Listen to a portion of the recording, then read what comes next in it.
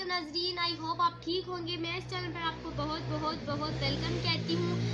मैंने आपको पहले भी किसी वीडियो में बताया है कि हुज़ूर अकरम सल्लल्लाहु अलैहि वसल्लम ज़िंदगी के हर मामले में दुआ मांगते थे। आज की जो दुआ है वो है मस्जिद में दाखिल होने की दुआ।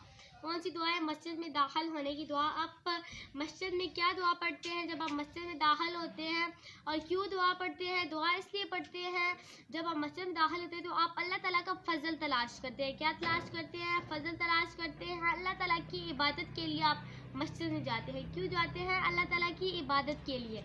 अच्छा, तो चलते हैं दुआ की जानिब। सबसे पहले जब आप मस्जिद के दरवाजे के पास पहुँचते हैं तो आप पढ़ते हैं पहले ताऊज़ यानी औज़ु बिल्लाहि मिनश शैतानिर रजीम, और फिर तस्मिया यानी बिस्मिल्लाहिर रहमानिर रहीम। फिर मस्जिद में दाखिल होने की दुआ। वो क्या दुआ है? अल्लाहुम्मा फ़्तह ली अबवाबा रहमतिका। क्या दुआ है? अल्लाहुम्मा फ़्तह ली अबवाबा रहमतिका।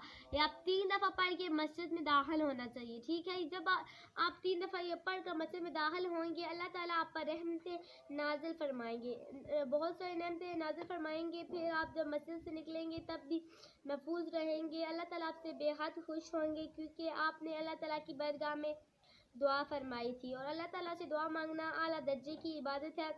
हुज़ूर सल्लल्लाहु अलैहि वसल्लम ने दुआ की फजीलत बयान करते हुए दुआ को मोमन का हथियार बयान किया। क्या बयान किए? मोमन का हथियार।